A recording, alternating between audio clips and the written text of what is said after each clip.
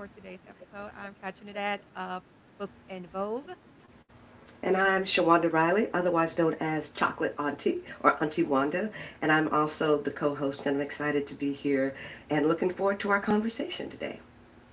Awesome, awesome. And this week's prompt is art imitating life and the foundations or inspiration of your platform. So let's get into that. Let's get Yeah, into that. let's get into it. That is such a great question.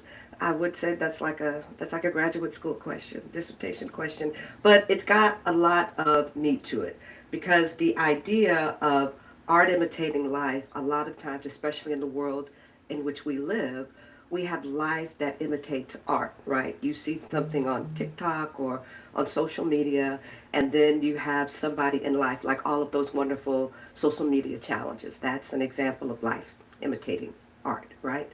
Um, but for my platform and for my podcast, the idea is that art, the creation of a podcast, being, as everybody likes to call themselves now, a content creator, the idea is taking what happens in life and then creating a platform so that people can hear, they can advocate for themselves, and they most importantly can identify with it. And so for myself, because I am an aunt, I am chocolate. The idea of creating a podcast where I am able to share those experiences, whether it's the experiences of myself, who is a child free or childless aunt, along with other aunts who are also custodial aunts, and then people who may be married and they have their own kids, but then they're aunts as well to the significant people in their lives. And what I about love you, Kat? I love that. I love that. So for me, um, art imitating life for my podcast. Well, you know what? In general, I'm a big reader, as you can tell from the library behind me. This is my Mhm. Zen den, my sheep shed, my woman's cave, whatever you want to call it. It's filled to the brim with books, and so every book is it's like a window or it's a mirror, right? Mhm. For for any scenarios that may I can resonate with as far as my own life, it would be a mirror. I can see myself reflected in the pages. And for anything that may not necessarily resonate with me or anything I've been exposed to, it's a window into seeing a new world. And every single author that writes a book that I've read thus far, and I have over 600 titles in here, um, they are inspired by some element of their life or their research or their studies. And so there's a little piece of them in every single story. And so for me, literature is like the epitome of an art imitating life. For my platform, I have a podcast where I like to take art, the art of reading, and help you set your reading mood, right? So how you gonna situate your life to really immerse yourself in reading the story and just really getting into the pages. And then on my platform on Instagram and TikTok, it's more so life imitating art because I like to bring the characters to life by cosplaying the characters from the book. And so for me, that's that's how it goes. Like it's sort of it's Sankofa, Mhm. that full cycle of they're both influencing each other. And my platform, with the basis of my platform being no matter how it manifests itself with either the art coming first or the life aspects coming first, it all goes back to encouraging an experience with literature and ensuring that I'm meeting you where you are to to appeal to you to pick up a book. I love that. I love that. And I outside of being the auntie, I teach English, right? I teach it at a community college in the great state of Texas.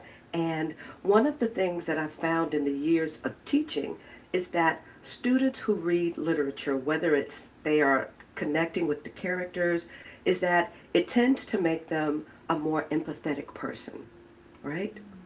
And Yeah. there's actually studies. There's actually studies that say if you read nonfiction, this is kind of your personality, but that if you're drawn more to articles or to works of literature that are fiction, that you tend to be more empathetic. And by that same token, when you have people read literature, they tend to be more empathetic, very much for the reasons why you said, because they see a part of them and themselves in it.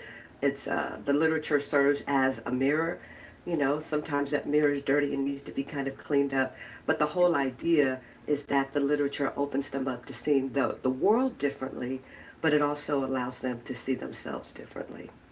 Yeah, Yeah, absolutely, yeah. absolutely.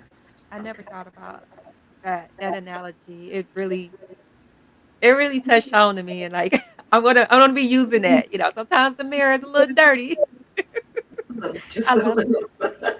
Yeah. Okay. So now, this is just going to be like a free flowing Yeah, yeah. conversation. I ask a lot of questions as part of my natural disposition. So my question, because we're going to be going back and forth, it's the Mhm. idea of podcasting serving to advocate as well as promote the importance of kinship relationships, right? And in the African American community. And so, how do you see literature doing that? I know from my perspective, doing the podcast talking about the aunt, some people have play aunts, play cousins, and that all kind of weaves into how we build community and how we make our community stronger. And so, what about you when it comes to your books? Because in looking at the podcast that you have on your platform, so many of the titles have family relationships that are the centerpiece of the story. Yeah, yeah, absolutely. I think in that sense of how, my podcast or the books in general can serve, to promote the community, every book it's a different perspective, right? It is told through the lens, be it first person, third person. It's a different perspective of a family dynamic. I have yet to read a book where there's just loners and they're loners in the beginning of the story and they're loners at the end of the story. There's some kind of found family in that journey. Hmm. And so it paints the picture of what makes a family, right? It defines that, and as a reader, it helps me as a reader and a Hmm. black reader. Hmm. It helps me to understand. I mean, we could say all day long, um, you could be different and being different is okay, but it takes that representation of that dynamic for it to really drive home as a reader to see, okay, and here is an illustration on how that looks. It's not just a theory, that people just say. I actually have a story, there's a narrative on how those elements fit into the puzzle. Um, and it just makes you feel seen if your journey is the one being shared, and it helps you to be more compassionate Hmm. for those around you as well, because like you, I'm also an auntie. I am a childless. However, through reading, it allowed me to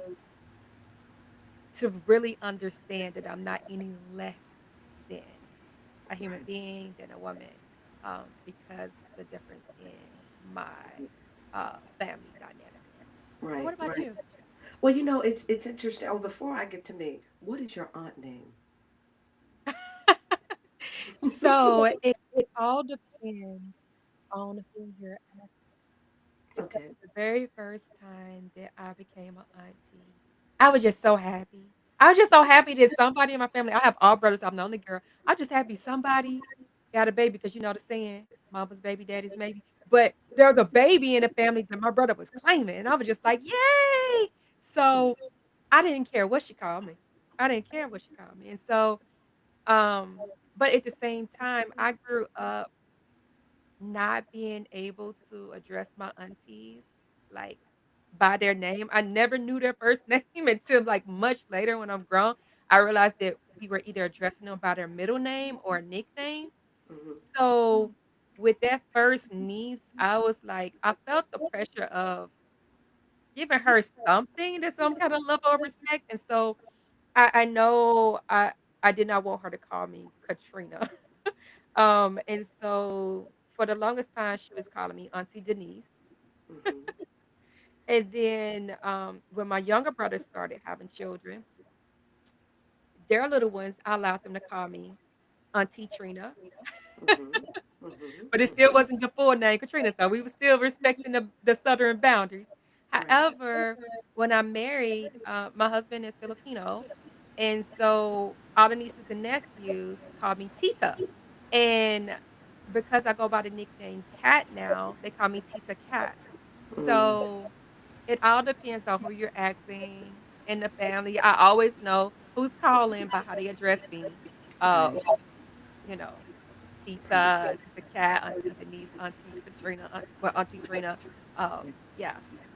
Well, it's interesting you say that. Very much how the kinship relationships work. I say fictive meaning that's not your blood people, but you're like I have a friend. She has a son, and he calls me Aunt Shawanda.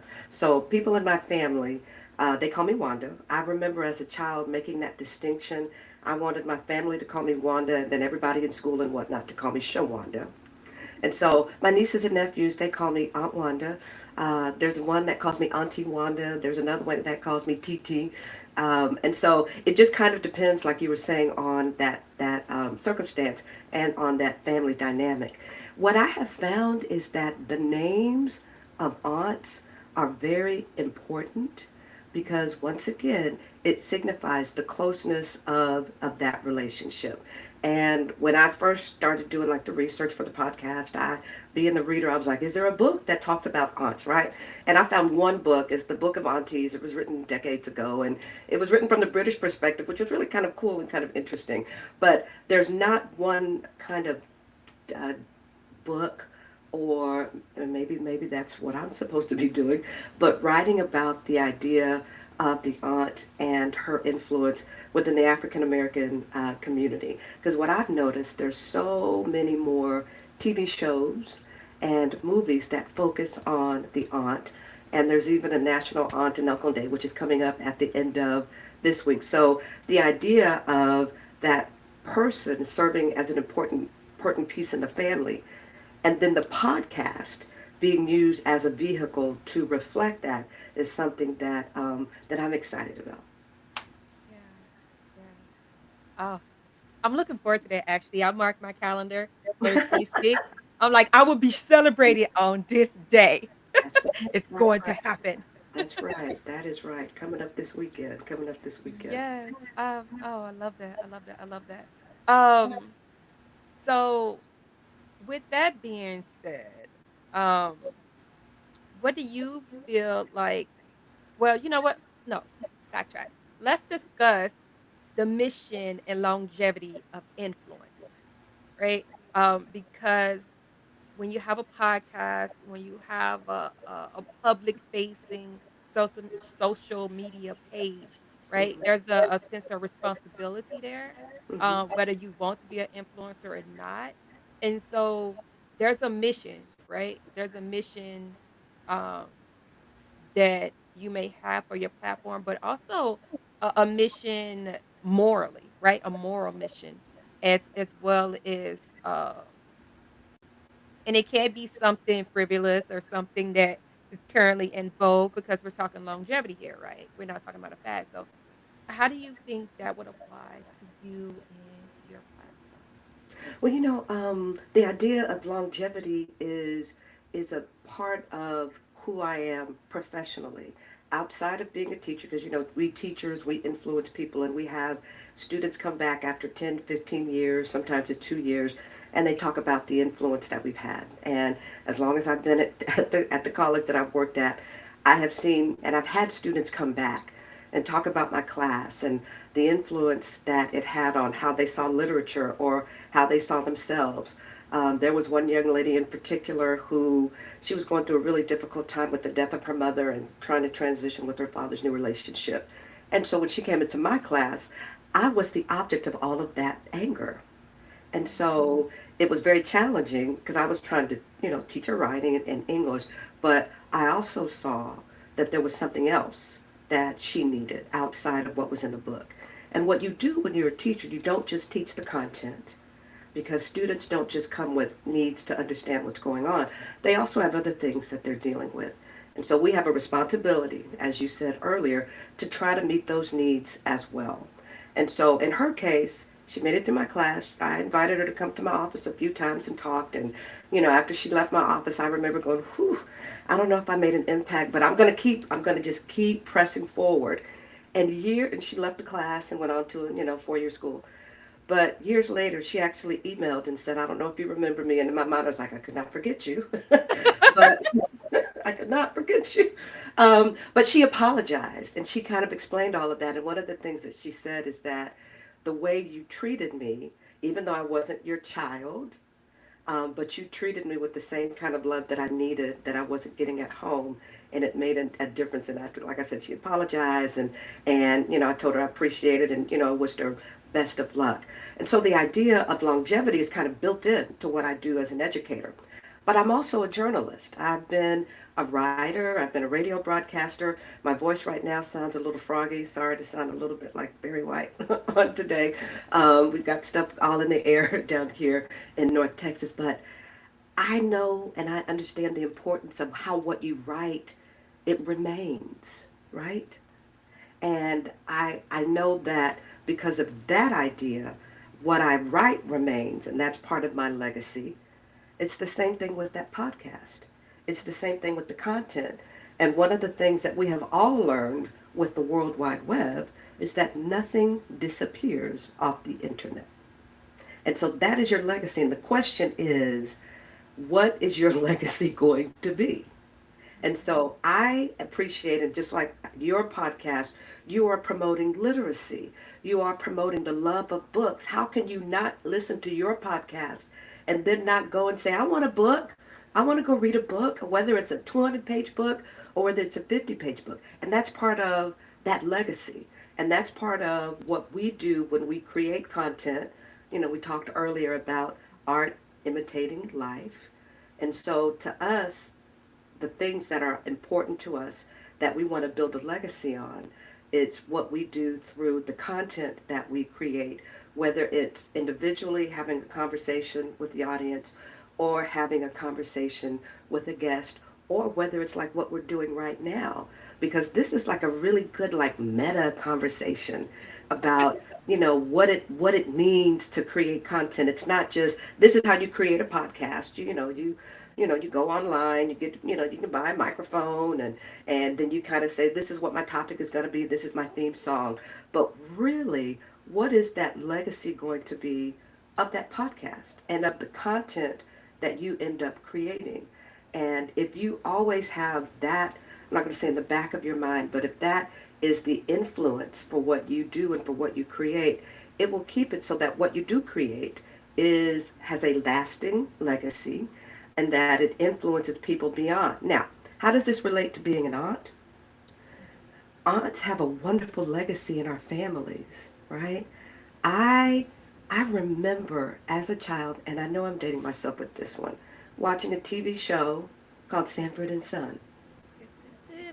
Da, da, da, da, da, da, da, da, da, right? And I just remember being so fascinated by this tall woman with a pretty church hat, and she always had her purse and her Bible. And she always she said some crazy stuff to Fred, but she was always loving to Lamont. I don't know if you ever noticed that nuance. And she would be nice to Fred at times, but I just saw what a wonderful legacy, right? And even though as a kid I didn't know it was legacy, I just remembered her, right? And so here I am now, years later. I don't have the church hat. I do have this. I don't have a church hat. I don't have a big Bible. I do, and I do not have one of those church purses, but I do carry the idea, much like she did as a character, of being able to pour into people, being able to pour into them.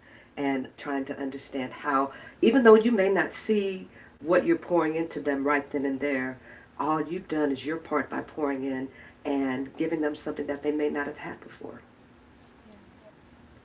Yeah. Let me tell you, big hair is the new generation of big It hats. I'm is. It just is. saying, I because know. it just grows up, right? Yeah, and Closer you you are cannot to get, heaven. and you cannot get a hat on top of this. So, Yes, yes, yes, yes, yes. I wanted to hit on that as well, longevity, because I'm pursuing my master's degree in library science, yay. and it wasn't yay. I got my undergraduate in library science as well, but it wasn't until I started studying in this field that I realized just how important every single thing we do is, and how every single thing we do in some way, shape, and form is logged, and not just in the logs and the angels of heaven, but on earth.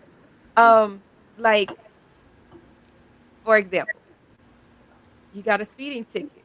That camera that caught you, speeding, that goes in some kind of archives, and if a future self can go and research that and find yourself on camera, right? Um, if you're in any country, like let's say Germany or South Korea, I don't remember quite in Germany, but I know South Korea, they have CCTV, so cameras out on the street everywhere, right? And so there's some kind of log where your every movement. I don't mean like Big Brother, like every single thing is logged, but you leave footprints everywhere, right? And all of these different data systems. And there's somebody's job somewhere, someone's the librarian or someone or in that position of archiving, who is archiving that stuff for future, right? For record keeping. And so there's archives everywhere. And so everything you do matters.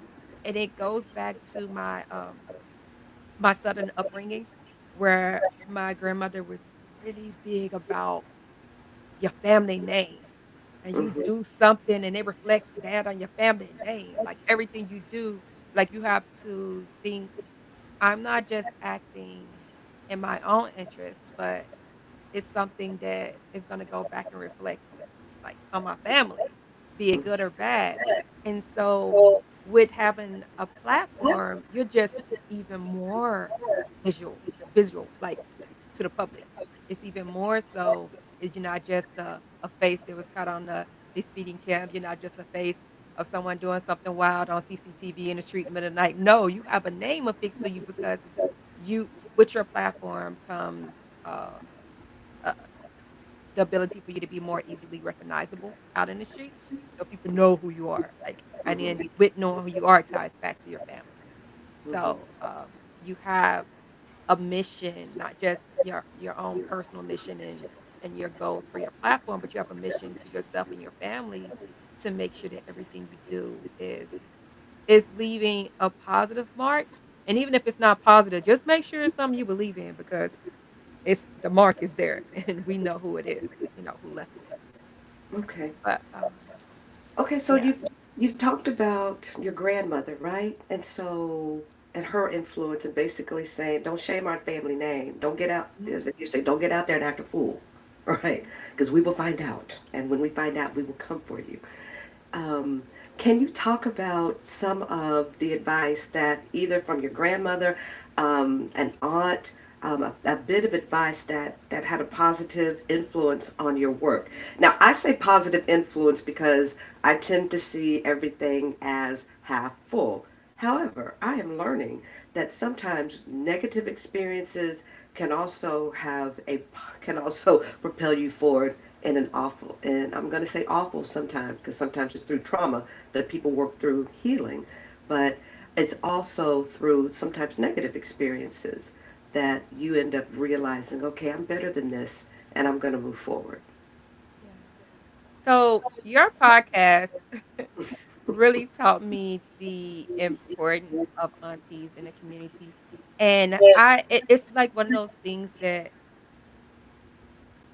I never really paid that much attention to it until I listened to, like, a few of your episodes, and now it's, like, things that I can't unsee because even that quote that I got from my grandmother, she got it from her mother, and guess what? Her mother, the woman who raised her, was her aunt Mm. because her mother passed away when she was 2, and then her aunt stepped in and raised her like she was her own, and she knew her whole life that this was her aunt, stepping in as her mother, and she never had children, and we all called her Big Mama.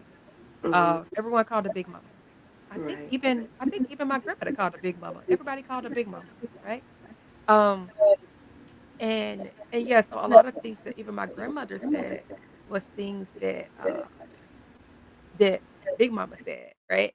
Um, and so not only did she make the comment that be wary of the things you do because it's your family name, but she also had this quote that I absolutely love. She used to say, now this quote could be a double-edged sword. You could take it like, okay, she pumping me up, or not so much, but it if the shoe fits. But what she would say, you made your bed, now lay in it. Don't matter how you make your bed. If you made your bed, you gotta lay in it. So at the end of the day, whatever whatever you do to craft, your environment, your life, the things that you choose to surround yourself in, these are the shoes you have to walk, right? This is the life you have to live. That's the bed you gotta lay in. So that was one that I think had a major impact on me, even if I felt like I can get away with doing this. No, my family never know. Da da da. I always thought that, well, will it be consequences later? Because it's my bed. I gotta lay in it. And there's always consequences, and you don't see it at the time, but those consequences end up coming up. For myself, it may not necessarily be advice from an aunt, but sometimes I'll call them auntie observations, right? The auntie observation of, oh, um, you're gaining a little weight. As a matter of fact, I went to my father's family reunion about a month ago, and his older sister, who is now the matriarch of the family, she looked at me and I'm, menopausal, so I've gained, a little weight since the last time I was there. And well, I can't blame it all on menopause. It's probably just the chocolate as well. But she said, she said, "Oh, you really are now starting to look like a Riley." And she looked right at my hips, and I was like, "Really?" That's the first thing she said. And I know she was happy to see me. I know she was happy to see me. We had a good time. But what did that tell me? And was I a little self-conscious the rest of the time I was there? I tried to cover up the caboose. And then I looked at my other aunts and cousins and everything, and I said, well, some things just aren't generic. So in her own way, she gave me some health advice. She gave me some health advice. She wasn't trying to say, eat these blueberries and blackberries to lose weight, but just that one little observation. And we all have those aunts, and I love her. I love her, and I appreciate her. Maybe I should tell her, I appreciate you telling me that I'm really starting to look like a Riley now. Yeah. That story brings to mind a similar story that I had from an auntie. So all my life I've been thin. Couldn't get past it, right?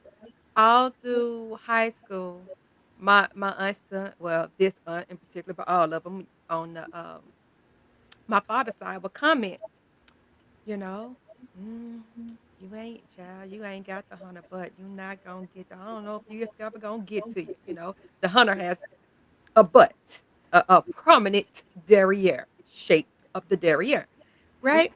All through high school, couldn't happen, couldn't happen. My one cousin, she had the hunter butt. Well, she got it all day long. I went to the military, went to Iraq, came back home, and I know, I had put on some weight, so I thought the only way I was gonna get it, if I got some weight on me. Um, Even though they kept saying, as a kid you start to get it. But anyway, come back home from Iraq, and I'm just so proud of, having some weight on me. I go see my auntie Hazel. And as we're getting up to go, look back. I said, Auntie, I got the hunter butt yet. She looked at me and with a straight face said, honey, you don't have the hunter butt. You got a Bertha booty. I was like,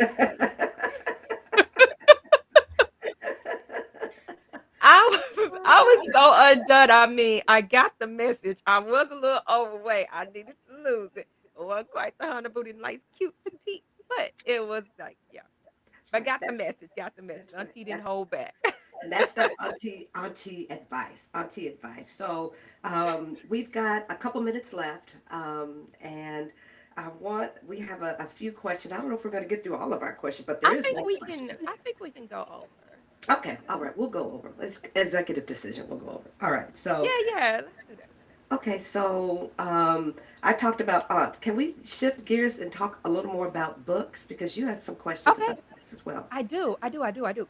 So, could you name a book that you believe encompasses the vibe of your platform? I can do more than name it. I can show it to you. Ooh, yes, please. Rest is Resistance, a Manifesto by Tricia Hersey. Have you seen it? She promotes the NAP ministry and the idea of rest and the idea of how rest, not just I'm going to take a nap, but it's the idea that resting is important to being a creative person.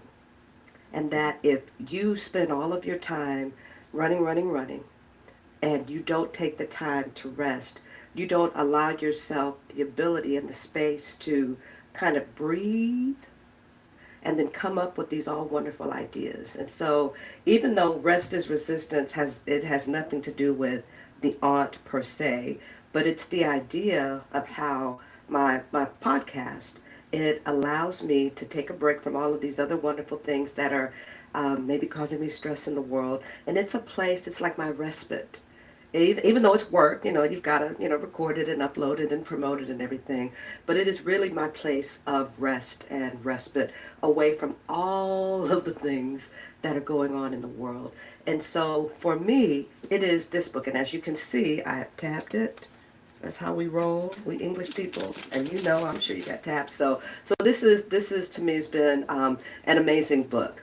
As I've gotten promotions and other stuff on my job, and how do you maintain that balance, and how do I move forward professionally, but yet still take care of the things that bring me such joy and great peace, which is creating that podcast.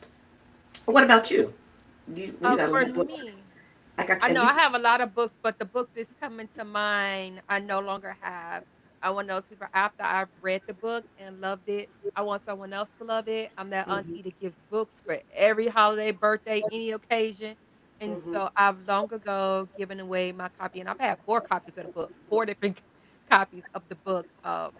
I've given them all away, but the book that's coming to mind is Binti by Nydia Okorafor. And I'm saying Binti because in the story she presents uh this tribe, this African tribe uh, of nomadic people is presented mhm, in the book um that are being are the setting with the setting being in the future mhm, and it being I guess it's on the scale. No, it is African futurism yeah. because the main protagonist of the story, she got accepted into this university program, which is an intergalactic program, and so she goes to outer space. She gets to see all of these other uh, beings, so to say. She finds herself in danger, and she's able to get herself out of it. Reflect back on um, something she learned from her people and this tribe, even though they're nomadic, they're a lo- people don't really look to them as having a lot because they don't have a lot of tangible things. They not a lot of objects that they do, but they're known to being phenomenal at mathematics, arithmetic, whatever you want to call it. They are great at it, and she uses her ability to just come up with these equations in her brain to um, sort of defend herself and her friends. But I'm not gonna go any farther because I don't want to ruin the story. But definitely check it out. I say that reminds me of my platform because um with every story, similar to the story of Venti, I like to try to take you outside of your norm, outside of the world, outside of the world as you know it, right? The story I want something to be completely different, even if it's contemporary. It's going to take you to a completely new world.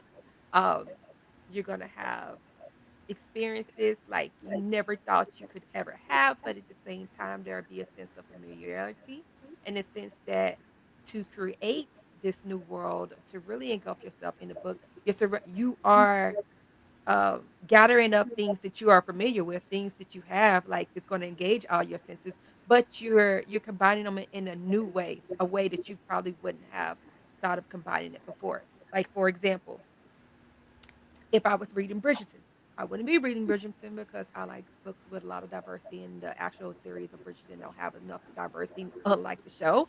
But for example, if I was reading that, um, I would have a little teacup, tea in here. I'm drinking pecan pie chai.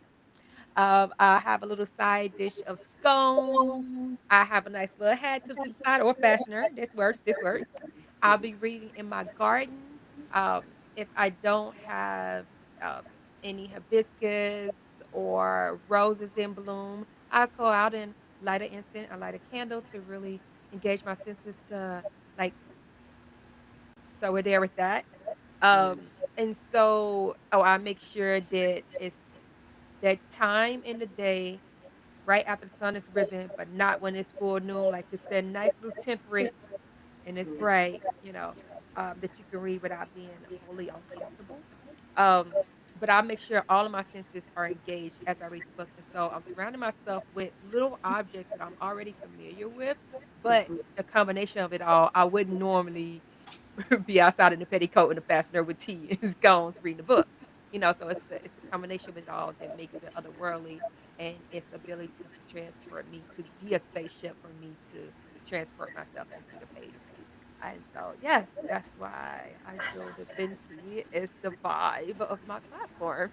I love it. And you know, one of the things I loved about your podcast is that as you were talking to the different authors, you asked them the question about the vibe, but you go beyond like what inspired you to write the characters, but you talk about kind of the sensory things like what do you see, what do you smell, you know, the idea of setting your reading space. You know, all of those sensory things will help enhance the reading experience. Yeah, So yeah. that's great. I think that's Thank you. great. All right. So we've got like one more question. So we're going to Oh make yeah. this one quick. How do you distinguish your podcast from others with similar focuses? You've won lots of awards. You know, literacy, despite how it started here in the United States for us as African Americans, where it was outlawed for us to Yeah. know how to read or write, you're now part of this wonderful movement, Bookstagrammers, right? You called it, Yeah. where people who promote literacy and reading. Well, it doesn't have to be a classic like John Milton or Langston Hughes or Alice Walker. It's just the idea of reading something. And so, how do you distinguish your podcast and your creation, TikToks and everything, from the other similar podcasts and cultural creations out there? Well, I do two things. Okay. Two things. One thing, the first thing, the number one basis is it's not about me. Mm-hmm. My platform is about the author. Each iteration, each episode when I'm presenting a book is about the author. It's about showcasing that book. Each post that I do where I'm cosplaying a character, it's about showcasing that character. Of course, we know that's me underneath it, but it's about showcasing that character. It's about presenting that book. It's about presenting that that is the object. Like I know I can be on my page giving my own personal review if I want, but I'd rather not. I mean, yes, I have my opinions, and if you want that, follow my Goodreads or follow my library thing or follow my story graph. But my platform, I want to give that space to the authors that I'm trying to promote. And of course, I love the book or it gave me some kind of feelings because it's on my platform. If not, I won't. I mean, you don't make time for things you don't like. That's true. And right. And then the second thing, that I think differentiates my podcast from other podcasts is it's me. It's me. I mean, it's me. Yeah. I can't be anybody else but me. And yeah, I don't really try to compete with other books and grammars or other podcasters because I feel like there's room for everybody at the table, Hmm. right? There's room for all of us to have a platform and we can just be one big platform community. People Hmm. can follow you and follow me too. You say things differently than how I say things, and so yeah, it's me. It's Okay. me, and I'm just another piece of the puzzle of Okay. the bouquet of flowers that you can um engage in, that you can enjoy for your edification. What That's about you? Well, for me, when I took a more like kind of like strategic approach because I was like, when I was planning the podcast, I was like, I wanted to be something different that's already out there. And when I saw other auntie podcasts, I was like, oh no, I can't do that because someone else already has a podcast out there. And then I let go of that because, like you, it comes from my perspective. And my perspective is a little different, even though I'm an academician and I tend to be like, well, this is according, like I said earlier, the research says blah, blah, blah, blah.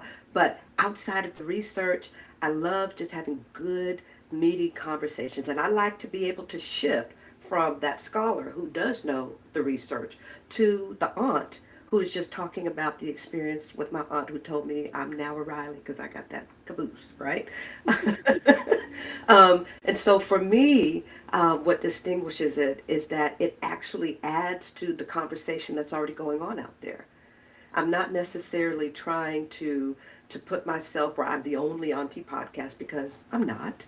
But what I am trying to do is just show that there's multiple ways that you can see your experiences as an aunt, and that nobody's way is more right or more wrong than yours because it is your experience. And so it may work for you and for others. And if it doesn't work for other people, there's some other podcasts and other content creators out there that may be more to your liking. And so for me, it's focused on what I believe I'm supposed to do, which is to advocate and to promote the awareness of the importance of the aunt and the family, which is why I've got National Aunt and Uncle Day electronic greeting cards that you can send to your aunt, right? Oh, oh, Yes, oh, please yes. share. You can download those and send them to your aunt because Mother's Day they've got greeting cards.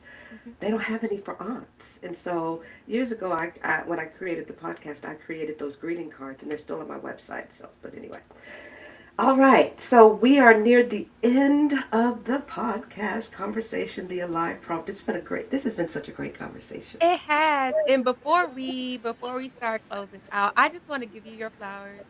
I Yeah. absolutely love the platform that you created about amplifying the auntie and the Black community. I love your voice. I went back and listened to season 1 of you, and I'm just like, where you were just carrying the show with just you, no guests. I could, like, listen to you all day. Oh, thank you. I love your voice, the way you relay it with everything with such compassion, and you could tell that you're speaking from the heart, and I just love you so much. I'm like, I can't wait to see you so I can give you just a big hug. We can do Right? right. Well, and Mm. I love your energy. I was listening to yours and I was like, wow, she's got the way she starts everyone, and then I love the cosplay, and then you have the authors reading part, a small piece to kind of whet the appetite of the readers, which I think is you. Now, you listen to it, but seeing you, you see, okay, of course she's going to do that because that's Cat or Tita Cat. But yeah, but likewise, give you your flowers. You've done an amazing thing with the promotion of literacy. And as someone who believes as a teacher, and being literate is important. Whether you read the big ones or the small ones, just read. I think it's amazing what you're doing. So keep up the amazing work. Yeah, well, you know what? Imma tell you like this young lady told me one time at this book festival. We were standing in line to use the restroom, and she turned around and she said, "Girl, I like your outfit." I said, "I like yours too. I was admiring yours." She said, "Well, you like my outfit, I like yours. We should be friends. You know what? You like me, I like you. Let's be friends forever." I love it. That's And that's talk about influence, longevity. That's what it's about. That's what it's Yeah. about. So, um, this has been a great conversation. I usually end my podcast with an auntie affirmation. And Yes. so I'm gonna I'm gonna ask you if you have a quote from a favorite book or an auntie affirmation other than you don't have the hunter booty that you can share. I have both. I have Okay. both because I'm extra. Myself Okay. extra. I'm extra. Okay. Got it. So the first I'm going to share. But first I'm going to preface by saying, I'm one of those people who I've always felt odd. I always felt like not black enough. Mm, I got teased, called a white girl, this that, and the other. But the older I get, the more I'm like more comfortable with myself. But Nettie Okorafor, my favorite author, in her mm, book Akata Witch wrote, "We embrace those things that make us unique or odd. For only in these things can we locate and then develop our most individual abilities." And then the other day, I was scrolling through Instagram and I saw the perfect affirmation, and it said, "In order to be number one, you must be odd." mm.